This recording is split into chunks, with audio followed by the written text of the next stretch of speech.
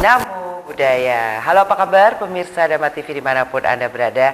Senang sekali saya Satna Dewi kembali menjumpai Anda tentunya dalam Manage Your Mind. Mind it's not everything but everything is come from mind. So manage your mind. Ya, batin memang bukan segala-galanya, tetapi segala-galanya berasal dari batin kita. Jadi kelola batin kita. Apa sih batin itu ya? Jadi kok bolak-balik ada yang namanya kebatinan, terus ada yang kesadaran ya, ada yang bilang seperti itu. Apa sebenarnya batin itu? Nah, ini terkait dengan salah satu tema kita pada kesempatan malam ini, yaitu menjadi orang tua yang adil terhadap anak. Ya, menjadi orang tua adalah salah satu peran yang penting dan menantang dalam hidup. Salah satu kunci untuk membesarkan anak yang seimbang dan bahagia dengan menjadi orang tua yang adil tentunya. Ya, banyak orang tua yang mengatakan kamu tuh jangan pilih kasih sama anakmu yang ini gitu ya. Bagaimana kita harus bersikap adil kepada anak-anak kita? Keadilan dalam parenting bukan hanya tentang memberikan yang sama, tapi tentang memberikan apa yang dibutuhkan oleh anak kita dan membahas juga tentang bagaimana menjadi orang tua yang adil terhadap anak dan bagaimana kita dapat mengaplikasikan prinsip-prinsip keadilan dalam parenting sehari-hari. Yuk kita diskusi dengan narasumber kita yang luar biasa, Biku yang mulia Biku Dhamma Wijaya Mahathera. Apa kabar Bante? Ya, kabar baik selalu. Semoga semua makhluk selalu damai, sejahtera dan bebas dari semua masalah. Mari kita mengagungkan Guru Agung kita. Namo Buddhaya. Iya, Bante, ini adalah menjadi orang tua yang adil terhadap anak, Bante. Nah, semua orang mendambakan diperlakukan dengan sikap adil. Apa sih sebenarnya yang dimaksud menjadi orang tua yang adil terhadap anak? Maka dari itu kalau tidak seperti ini, tugas dari seorang tua memang tidak segampang yang kita ucapkan. Mereka itu tugasnya diantaranya bagaimana mendidik anak-anak dengan benar dan baik. Maka dari itu dia harus bisa mendidik ke dalam dirinya sendiri. Maka dari itu kalau kita lihat di dalam pendidikan ke dalam diri kita sendiri, itu akan terlihat dalam cara dia berdoa. Kalau cara berdoanya salah, semuanya kan juga jadi salah. Dia tidak tahu harus bagaimana untuk dirinya sendiri. Lalu bagaimana dia bisa mendidik kepada anaknya. Maka dari itu, poin yang penting itu ternyata agama. Agama Buddha menegaskan bahwa sesungguhnya siapapun yang berdoa dengan cara yang benar itu harus memahami bagaimana itu yang penting. Pertama, kita bisa punya agama Buddha itu disebabkan beliau ini suci, murni. Batinnya tidak ada pengotor lagi. Tetapi semuanya kesucian dan kemurnian atas usaha beliau sendiri. Kita semua juga bisa mencapai kemurnian batin itu juga harus usaha sendiri. Itu yang kita hormatin. Demikian juga bahwa semua masalah itu tergantung keenam indera kita. Marilah kita bersama-sama belajar menggunakan keenam indera dan sadar memang benar. Kalau yang negatif masuk melalui salah satu indera kita menderita. Maka dari itu kita berusaha menghentikan semua yang negatif itu. Tetapi kita mau bahagia, masukkan semua energi positif. Pelajaran-pelajaran ilmu-ilmu yang positif yang berguna, yang mampu membuat kita lebih damai dan lebih bahagia. Kalau ini dimasukkan semuanya, kita akan tahu, oh jalan kebahagiaan itu seperti ini. Dan bagaimana kita bisa membangkitkan, memurnikan batinnya. Ternyata semua itu tergantung kebiasaan demi kebiasaan cara berpikir kita. Makanya itu kita harus membiasakan mengendalikan pikiran. Membiasakan berpikiran positif. Membiasakan untuk menenangkan gejolak pikiran. Dan membiasakan untuk membersihkan batin dan pikiran kita. Kalau kita sendiri ini tidak pernah melaksanakan seperti ini, berarti kita masih belum bisa memimpin diri kita sendiri. Itulah sesungguhnya kalau dilihat sekarang ini, masih banyak orang tua yang belum bisa melaksanakan seperti itu. Berarti orang tua ini tidak adil terhadap dirinya sendiri ya? Iya, bagaimana dia bisa adil? Kalau semuanya adil, bangsa Indonesia ini sudah luar biasa. Mereka itu sudah terlihat melaksanakan agama yang benar. Kalau sekarang banyak yang nggak beres-beres, gitu. Jadi yang ketidakberesan itu sebetulnya kesalahan dari orang tua, kesalahan dari yang diajarkan dengan konsep yang salah. Kalau mereka tidak ada keberanian untuk mengkoreksi kekeliruologinya mereka, akhirnya ya nggak akan berubah sama sekali. Maka harus ada keberanian untuk merevisi mental yang salah tetap salah. Yang benar itulah yang harus kita bangkitkan. Jadi tidak usah pakai nama agama apapun juga. Kita tidak ada kesempatan untuk mengajarkan. Mereka tidak berani untuk belajar dengan cara agama lain. Karena sudah aku agama KTP-nya ini kok. Gitu? Ambillah agama yang terbaik. Otomatis mereka akan mencari. Nah, kalau kita sudah menjalankan seperti ini, akhirnya siapapun juga yang mengikuti ajaran kebenaran itu melalui keenam indera matanya, keenam indahnya, otomatis dia akan siswa yang benar, baik, lurus, sesuai dengan dhamma. Yang negatif ditolak, dibuang, yang memasukkan yang positif dan membersihkan batin dan pikiran, itulah siswa Sang Buddha dilatih sampai mahir di dalam diri mereka masing-masing. Kalau ini sudah mahir, cara doa juga betul seperti itu, mengerti, diisi program seperti itu. Hanya yang menentukan dalam kehidupan sehari-hari ucapan dan perbuatan. Kalau dia punya ucapan benar, tingkah laku benar, pasti adil lah di dalam keluarga mereka terhadap anak-anaknya. Jadi kalau ucapannya nggak pernah dijelaskan bagaimana berbicara yang benar itu gimana, yang bohong itu gimana, yang salah itu gimana, yang jahat itu gimana. Jadi kalau tidak dijelaskan dengan jelas, semuanya ngambang. Tingkah laku yang benar gimana, tingkah laku yang salah itu gimana. Jadi semuanya jelas bahwa ada di dalam cara doa. Kalau tidak mantap, tidak kokoh seperti itu, sulit untuk merubah dunia ini, bahkan menjadi orang tua yang adil dan beradab. Karena awal dewi aja belum tahu apa itu kebenaran, bagaimana bisa mengajak anak-anak jadi benar. Betul enggak? Kira-kira seperti itu. Betul. Saya mau nanya Bante, apakah menurut Bante ketika kita mau menikah, kita harus sudah selesai dengan diri kita sendiri? Sebetulnya orang yang menikah itu merasa masih belum selesai. Masih membutuhkan toh itu dia. Makanya sebenarnya harusnya karena mereka tahapannya menjadi orang tua, harusnya kan mereka harus selesai. Selesai dalam arti kata mereka itu sudah memahami, mereka sudah dewasa, cara berpikir dewasa, cara ngomongnya dewasa, tapi kenyataannya tidak seperti itu. Ya. Cara berpikir ini masih kanak-kanakan, karena masih menggantungkan. Yang suami mungkin menggantungkan istri, yang istri menggantungkan suami. Jadi dengan begitu ya akibatnya ya begitu ngambang semuanya. Ya. Maka dengan mengambangnya ini banyak keluarga itu seharusnya masih belum harmonis ya. Betul ya. Dan semudah itu cerai sekarang itu. Ya itulah. Sebelum dewasa, ketika menikah kan tahapannya kan setelah dua orang dewasa ini bersepakat untuk melahirkan keturunan kan begitu berarti. Melahirkan keturunan kan harus mendidik.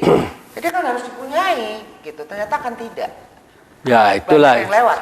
Jadi sekarang ya kita jelas-jelasnya kebanyakan para keluarga itu kurang bisa memimpin mereka sendiri. Maka dari itu kalau kita perhatikan, itu kan juga tergantung program yang mereka isikan ke dalam pikirannya. Kalau mereka mendapatkan ceramah-ceramah yang tidak berbobot, yang tidak menata cara berpikirnya, menata cara menggunakan mata, telinga, dan semua indera kita, dia tidak tahu bagaimana membentuknya. Untuk itulah Dhamma TV hadir. Propaganda.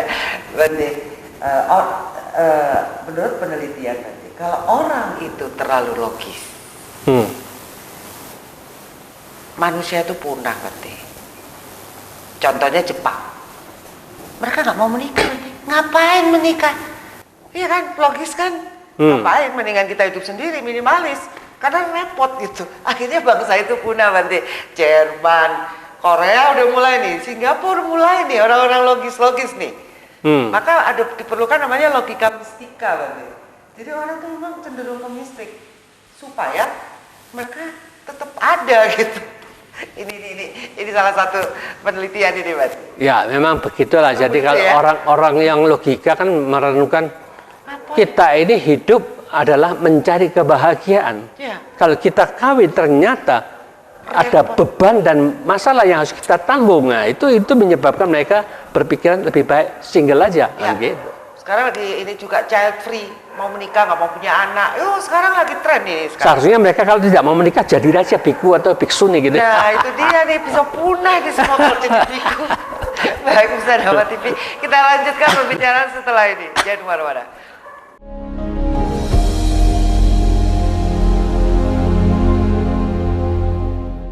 Baik, Pemirsa Dharma TV, kita lanjutkan dengan bagaimana menjadi orang tua yang adil terhadap anak ya. Karena banyak sekali yang saya lihat itu ada yang namanya pilih kasih. Jadi memilih-milih kasih gitu. Ke anak nomor satu kurang ya, ke anak dua lebih sayang. Itu terjadi dan itu harus kita akui dalam keluarga seringkali seperti itu. Nah, bagaimana cara membedakan antara keadilan dan kesetaraan dalam parenting? Ya, kelihatannya adil dan setara itu pasti hampir sama suasananya ya. Maka itu kalau kita bisa membuat adil, otomatis setara dengan semuanya. Maka itu kalau kita terhadap anak-anak, ya otomatis kita memandang mereka itu adalah kumpulan yang sama, tubuh jasmani dan batin yang sama seperti itu. Cuma tergantung bagaimana pengelolaan batinnya itu. Pikiran itu yang perlu diisi oleh orang-orang tua itu. Kalau batin dan pikirannya terisi dengan yang tepat, yang benar, yang sesuai, otomatis mereka akan mendapat tahu cara bertindak di dunia ini gimana. Karena mereka tahu jalan yang terang mana dan jalan yang gelap itu yang mana. Jelas. Otomatis kalau kita mau menderita, otomatis dalam hubungan keluarga tidak harmonis, ikutin jalan yang gelap. Di situlah perang terus, cekcok terus, bertengkar terus untuk memperebutkan apapun juga. Tetapi kalau mengikuti jalan yang terang, ya otomatis sama-sama untuk mengikuti jalan yang benar yang terang ya ucapannya tingkah laku dijaga, pikiran juga dijaga, karena keserakahan itu, kebencian itulah yang menyebabkan sumber membuat kita bisa bicara melakukan yang negatif. Maka kalau pikiran ini tidak serakah, tidak benci, tahu bagaimana mengatur pikirannya, itu akan menjadi sarana yang sangat penting. Maka dari itulah ajaran yang menekankan untuk mengetahui bahwa pikiran adalah sumber, ada kejahatan juga ada kebaikan di situ. Kalau kejahatan yang diperkuat, dia akan kuat. Dominasi kejahatannya sangat dominan. Tetapi kalau diisi oleh segi positif, yang baik, yang berguna, otomatis yang positif yang lebih dominan. Maka itu positif atau negatif ya tergantung orang tuanya sendiri. Demikian juga tergantung di sekolahan. Juga tergantung dari media-media. Kalau media-media sekarang yang hampir 95% itu ngawur semua. Seenaknya saja, asal tayang di film-film aja lah. Ngomong ya sukanya masalah politik, masalah kecelakaan, masalah peperangan. Yang sesungguhnya nggak ada gunanya.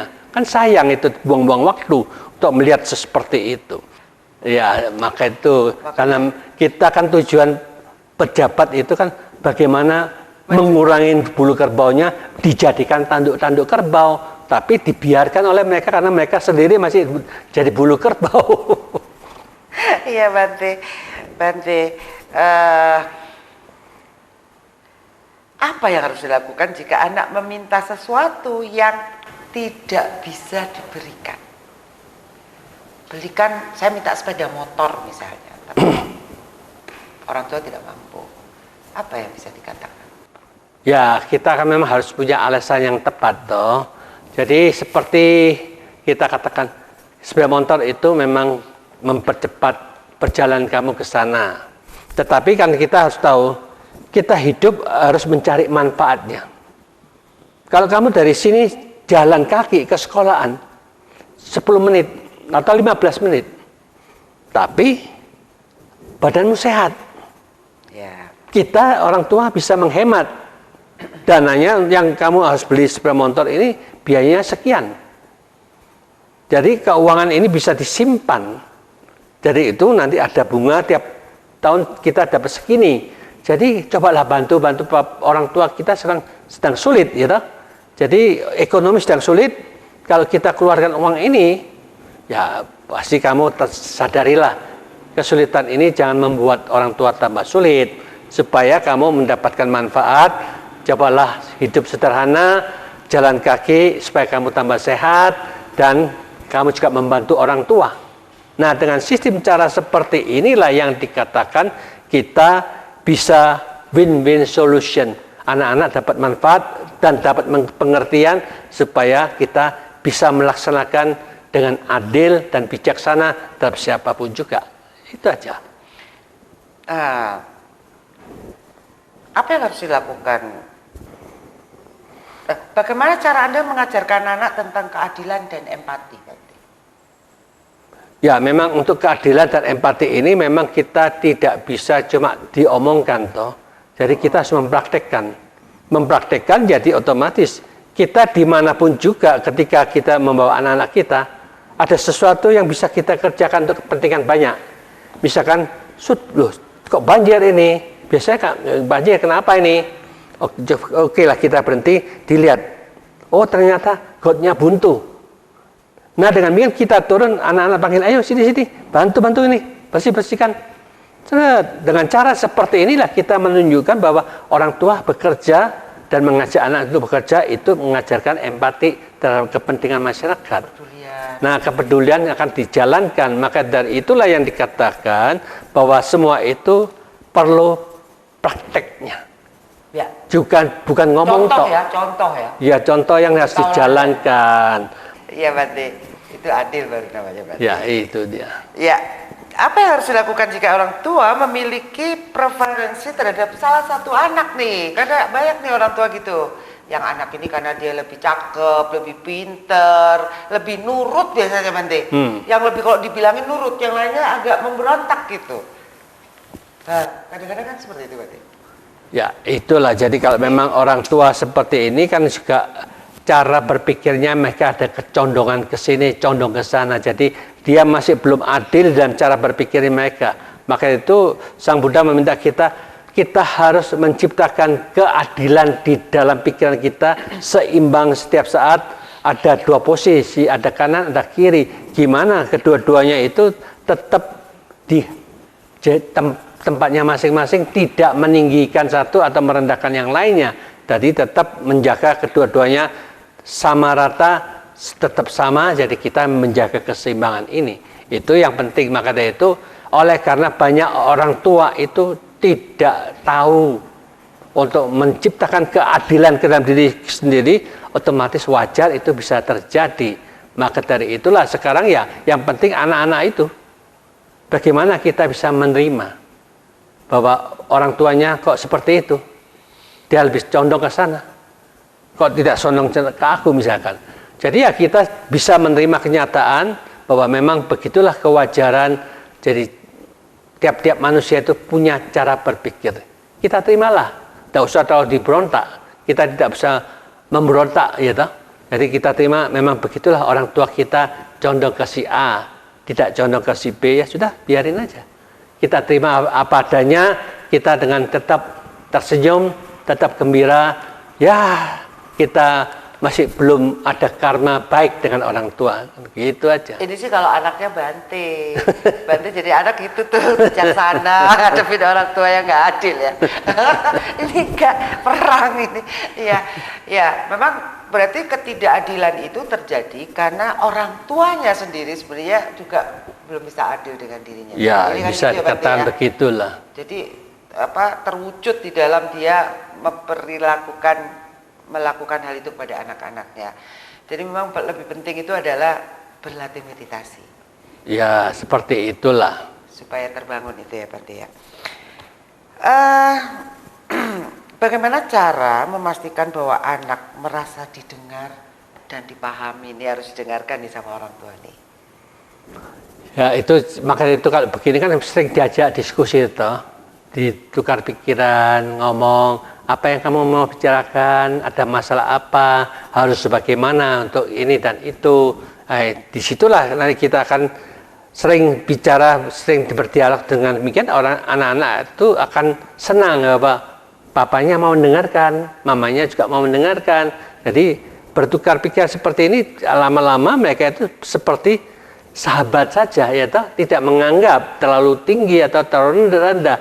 Masa dia bersahabat, dari situlah dia terbuka juga anak-anak bicara dengan terbuka. Bagaimana ada masalah ini gimana Pak, masalah ini gimana Ma. Jadi itulah yang dipertanyakan karena mereka ada masalah.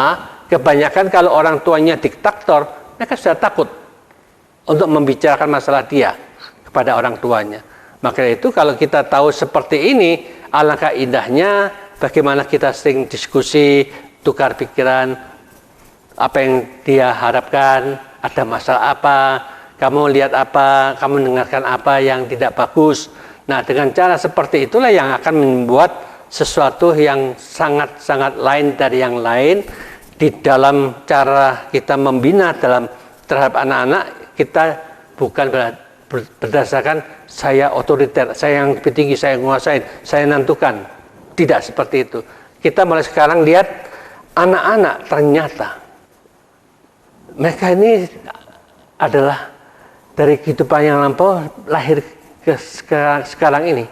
Ada tuh anak umat kita semenjak kecil dia bisanya bahasa Inggris. Oh. Kalau orang yang teman kakak-kakaknya ngomong dia pakai Indonesia, enggak ditanggepin, didiamkan, dijawab Inggris langsung dijawab.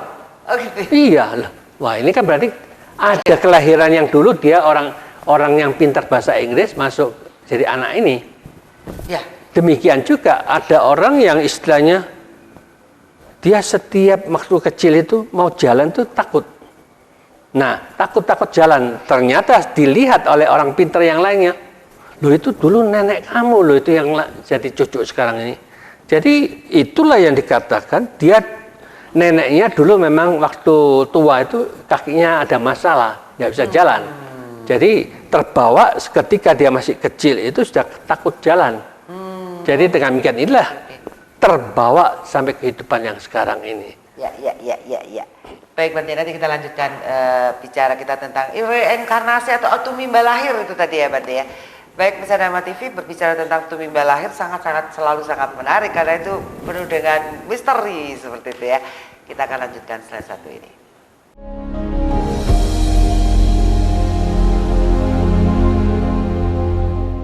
Baik, Pemirsa Dharma TV, tentunya untuk acara Manage Your Mind Anda bisa melihat live streaming kita melalui dharmaweb.tv hari Selasa dan hari Minggu jam 7 malam ya. 2 kali seminggu, hari Selasa dan hari Minggu. Manage Your Mind live streaming jam 7 setiap Selasa dan Minggu. Anda bisa saksikan bersama. Dan tentunya di segmen 4 kita akan selalu adakan yang namanya meditasi bersama. Kenapa? Ada meditasi bersama. Teori-teori yang kita dengar itu akan benar-benar bisa masuk ke dalam diri kita. Dan itu menjadi satu bahan dari bagaimana menghadapi persoalan-persoalan di dalam kehidupan. Semoga ini akan sangat-sangat bermanfaat buat kita semua. Baik, pemirsa Dharma TV, kita lanjutkan menjadi orang tua yang adil terhadap anak.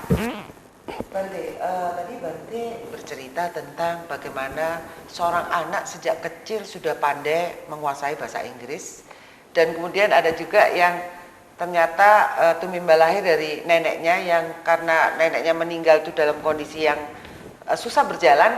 Si anak ini waktu kecil ternyata dia juga merasa sulit untuk berjalan ya Bante ya. Jadi istilahnya manusia ini ketika lahir dia membawa karma dari kehidupan masa lampaunya di kehidupan sekarang.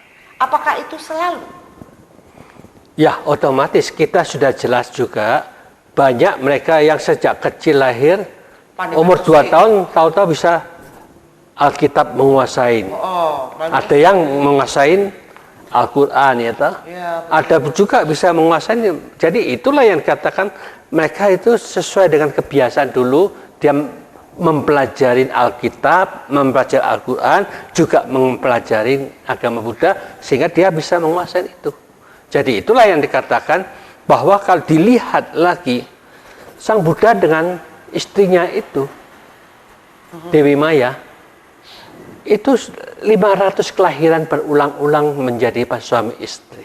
Iya, kayak ketemu terus ya. Dan yang terakhir, waktu beliau jadi Wesantara, dia itu menyumbangkan segala-galanya. Sampai ada pengemis meminta anaknya itu dua-duanya sembunyi. Akhirnya dipanggil, dikasihkan. Nah, yang satunya ini dongkol sama papanya. Dongkol, aku gini ya enggak suka loh, papa kok kasihkan pada pengemis, saya kok dikasihkan pengemis.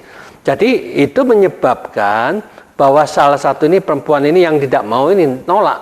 Akhirnya menyebabkan dia tidak menjadi anaknya yang saat ini hanya satu aja, Rahula itu jadi anaknya. Jadi dengan demikian inilah ketika terjadi sesuatu penolakan, dia tidak suka. Gelombangnya kan sudah berubah, tidak akan jadi anaknya itu lagi. Tetapi gelombangnya sama, dia akan menjadi satu. Maka dari itu, suami istri yang merasa dia cocok dalam kehidupan ini harus memiliki gelombang yang sama supaya kehidupan yang akan datang itu juga ketemu lagi karena gelombangnya sama. Maka dari itu yang dikatakan bahwa keserasian, kesamaan, keharmonisan itu juga menentukan kelanjutan hidup kita untuk ketemu atau tidak ketemu. Berarti itu latihan yang berkali-kali ya di dalam kehidupan sampai bisa ketemu jadi satu keluarga yang harmonis kayak gitu. Ternyata ya Bante ya, latihan terus gitu. Ya, maka itu mereka itu tanpa mereka sadarin membiasakan cara berpikir dengan cara yang sama ya. Maka dari itulah yang dikatakan sama sada, keyakinan yang sama. Sila sada, jadi kemoralan yang sama. Lalu sama jaga, jadi siap untuk berkorban, dan sama panya. Jadi ini 4 faktor ini akan menjadi bisa menyatukan pasangan hidup yang akan datang bertemu kembali. Kalau keempat-empatnya ini sama. Maka dari itulah yang dikatakan bahwa ilmu kontinuitas itu bisa dipelajarin, bisa dianalisa, dan bisa dikembangkan sesuai dengan gelombang masing-masing. Kalau cocok akan ketemu. Begitulah. Ya. Bante, apa yang harus dilakukan jika anak membuat kesalahan dan harus dihukum? Ya, memang hukuman itu perlu. Jadi kita harus memberikan satu hukuman yang sekiranya mereka bisa menjalankan, ya toh. Mungkin mereka ada kesalahan apa? Ayo kamu muter ini 10 kali. Nah, kalau kita tahu dia mampu kok lari 10 kali ke sana putaran itu ya. Tetapi kalau dia sakit-sakit, waduh, anak ini tidak mampu nih 10 kali. Jadi tidak dihukum seperti itu. Suruh, ayo kamu duduk besi, ambil kuda-kuda. Misalkan seperti itu. Ayo kamu tulis kesalahan kamu ini. Jadi ada hukumannya. Jadi kesalahan saya tidak sabar, suka marah, suka ngomel. Mulai saat ini harus sabar, bicara tidak boleh marah-marah, misalkan. Seperti itu, tulis sampai 100 kali, salah lagi 200 kali. Jadi lama-lama dia sadar, waduh, makin berat ini nanti, iya toh? Jadi dengan memahami begini, dikasih hukuman itu menyadarkan. Saya salah dalam cara bicara, harus sabar, harus tidak boleh marah. Nah, dengan cara berulang-ulang seperti ini tanpa disadarkan mengisi dalam pikirannya. Jadi dengan cara inilah yang dikatakan tulisan-tulisan itu juga membawa manfaat untuk mengsugesti ke dalam anak itu sendiri. Kesalahannya di mana, ya itulah yang mereka tulis supaya mereka tidak mengulang lagi. Kalau disuruh ngitung jumlah beras 1 kilo boleh nggak? Oh, berapa banyak? Ya sekarang. Sabar kan Bante? Boleh nggak? Ya istilahnya gak? Kalau kita suruh ngitung itu kan istilahnya ya dilihat-lihat kan kurang bermanfaat toh. Coba sabar Bante. Sambil ucapkan satu ini kata puto. Jadi sambil membangkitkan mereka energi positif, sambil dia Bisa enggak ada dua hal, sambil dihitung, sambil dikata-katanya 3 butuh, 4 butuh, 5 butuh. Terus, jadi dengan energi positif yang dia bangkitkan itu supaya dia condongnya porsi positifnya dominan, kan gitu aja. Jadi dengan sistem seperti ini yang dikatakan kita hanya mengajar anak-anak itu stop yang negatif, perbanyak yang positif. Nanti suci hatikan pikiran ya nanti aja ya. Ini aja dulu lah. Jadi kalau dilihat-lihat, kalau semua orang itu bisa menghentikan yang negatif, kejahatan di dunia nggak ada, peperangan nggak ada, pabrik senjata nggak laku. Ya. Jadi menghukum pun harus benar-benar ada unsur mendidik ya Pak. Harus seperti itulah. Bukan karena kebencian, bukan karena dendam gitu ya, bukan karena jengkel amarah, tapi hukuman ini kan untuk mendidik. Bisa mendidik dan langsung membangkitkan energi positif itu gimana supaya sekali tembak ada dapat dua manfaat kan gitu, ya. Menyadarkan dan membangkitkan energi positifnya. Ya. Nah Bante, di era generasi Z ini karena banyak kita lihat itu mungkin karena pengaruh kemarin mereka belajar online ya Bante, jadi tidak berinteraksi seserawung gitu dengan teman-temannya. Banyak mereka ini yang akhirnya menjadi pribadi-pribadi yang lebih individual, lebih asik dengan dirinya sendiri. Nah, bagaimana membesarkan anak yang adil dan peduli terhadap orang lain di era-era sekarang Bante? Dan ini sebenarnya bukan salah mereka juga, karena memang kemarin kondisi COVID seperti itu, mereka mau nggak mau kayak dikurung gitu loh Bante. Iya. Ya kan? Gimana kita menyelesaikan hal ini? Dan itu banyak sekali, dan itu dunia Bante menjadi masalah. Ya itulah, jadi kalau kita memang seperti ini ya kita berusaha anak-anak bagaimana untuk ada kesempatan bisa berbuat baik itu gimana caranya. Kalau kita tahu bahwa sesungguhnya kalau kita lihat di negara-negara Islam itu ketika puasa, mereka itu kan ada donasi makanan macam-macam itu. Itu juga ada bagusnya atau ajak anak-anak untuk ikut yang mereka beragama itu. Jadi dengan demikian mereka senang ikut berdana membagi-bagi ke tempat mereka itu. Demikian juga kalau kita lihat misalkan ada wihara tertentu, para bikunya ikut pindah patah. Oh wihara ini pindah patahnya hari Minggu, wihara itu pindah patahnya Sabtu, wihara itu hari apa. Jadi kita bisa gonta-ganti ke sana. Oh kita bisa berbuat baik, ikut kasih makanan satu. Nah dengan cara seperti ini ya kita akan memancing mereka untuk bisa interaktif sama mereka itu. Atau mungkin setiap hari Minggu itu ada kebaktian misalkan di gereja atau mungkin di wihara. Ya mereka juga bisa. Ayo kita buat makanan untuk 100 orang. Nah makanan dari 100 orang ya kita bagi-bagi pada yang ikut kebaktian itu. Jadi dengan demikian itu interaktif kita untuk bersimpatik, ikut beramal, ikut berbuat baik. Otomatis kebiasaan inilah yang akan membentuk watak mereka senang untuk berbuat baik. Ketika dia melakukan ini, kesempatan dimanapun juga tanpa mereka sadarin, dia akan terbangkitkan untuk berbuat baik. Seperti jalan yang yang berlubang, bagaimana untuk supaya mereka bisa menutup lubang itu, mencegah supaya orang tidak kecelakaan. Ada yang banjir, bagaimana bisa tidak banjir. Itu akan terbangkitkan dengan sendirinya kalau tiap minggu mereka senang berbuat baik. Oke, jadi membiasakan ya Pak. Membiasakan. Ya, kepedulian, ya, kemanusiaan, juga peri kebindatangan bahkan itu bisa membangkitkan rasa kasih sayang ya, empati.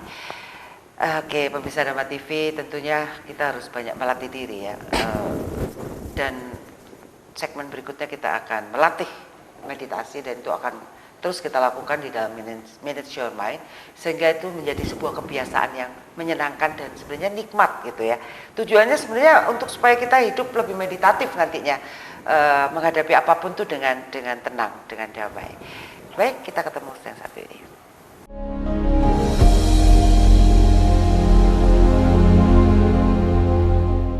Baik, pemirsa Dharma TV, kita masuk di segmen terakhir, segmen keempat, Manage Your Mind dengan melakukan meditasi bersama. yang akan dibimbing oleh Yang Mulia Bhikkhu Dhamma Wijayo Mahathera. Monggo Bante. Mari kita dengan sukacita di malam yang indah ini, setelah kita sibuk di luar untuk mencari kekayaan materi, mari kita bersama-sama dengan sukacita dan penuh semangat untuk mencari kekayaan batin kita masing-masing. Untuk ini perlu ada sugesti ke dalam diri kita. Saat ini adalah saat aku harus membangkitkan kebijaksanaanku, menemukan kedamaian dalam batin dan pikiranku ini. Curahkan semua energi pikiran ke arah kebijaksanaan dan kedamaian secara terus-menerus. Di sanalah kebijaksanaan akan berkembang, kedamaian akan berkembang, kesadaran akan berkembang. Karena kita tahu, pikiran adalah inti yang sangat penting. Karena kita semua, kemanapun juga, pikiran itu selalu kita bawa. Maka orang yang pandai selalu menggunakan dan memanfaatkan pikiran ini untuk menimbulkan sesuatu yang bermanfaat setiap saat. Baik waktu kita berjalan, duduk, berdiri, naik sepeda motor, di mobil, terus bangkitkan pikiran-pikiran positif dengan sadar damai. Sadar damai. Tetapi pada saat ini, kita hanya mengarahkan semua energi pikiran menuju ke nafas kita masing-masing. Memusat ke nafas, mengetahui sentuhan-sentuhan angin yang keluar dan masuk dengan sukacita. Tarik nafas sadar, keluar nafas damai. Tarik nafas sadar, keluar nafas damai. Tarik nafas sadar, keluar nafas damai. Meditasi mulai.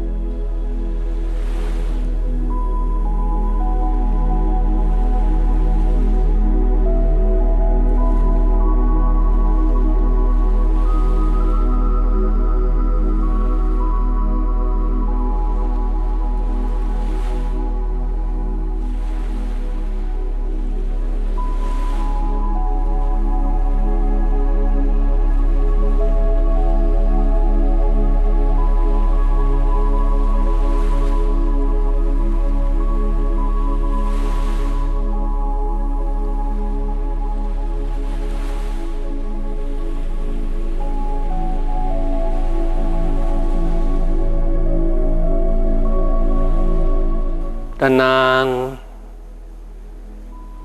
tenang, tetaplah tenang. Mari kita bersama-sama merenungkan tubuh jasmani kita. Semua orang memiliki tubuh yang sama.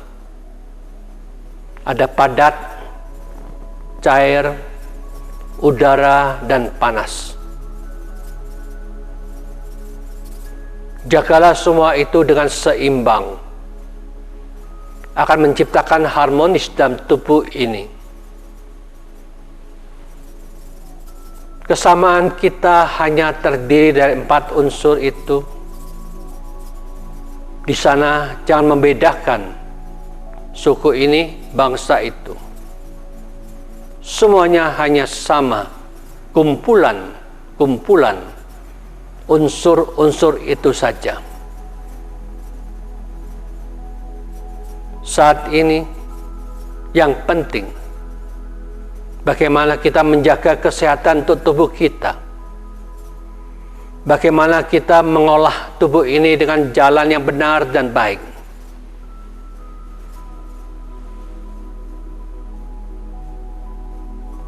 Karena kejahatan akan terlihat dengan tubuh ini. Bagi mereka yang suka membunuh, suka mencuri, suka merampok, suka berzina, itu semua kesalahan. Jangan dilakukan lagi. Hindarin. Tidak membunuh, tidak mencuri, tidak mengambil yang bukan hak milik kita, dan tidak melakukan perbuatan zina.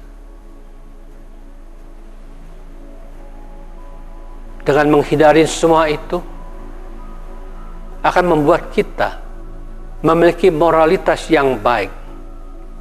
Begitu juga ucapan kita yang benar dan baik. Mari kita bersama-sama memanfaatkan tubuh ini untuk mendeteksi nafas kita masing-masing. Nafas inilah kehidupan kita. Kita sangat jarang memperhatikan nafas. Tetapi memperhatikan nafas sangat baik untuk memancing pikiran bisa memusat dan ketenangan kita peroleh. Jangan ragu dan jangan bimbang.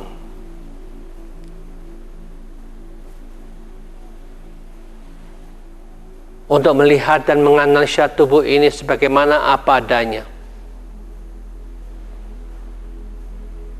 Buatlah selalu tubuh yang selalu sehat, segar, seimbang, harmonis, dan selalu bahagia. Perenungan terhadap tubuh jasmani ini dengan sukacita,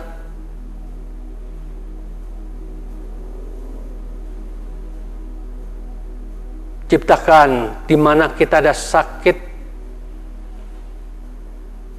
cintailah tempat yang sakit itu. Misal jantung, semoga jantung sehat, bebas dari masalah, bebas dari kesakitan, dan seterusnya. Supaya sugesti ini membuat kita tambah sehat dan tambah segar. Meditasi ke dalam tubuh kita mulai.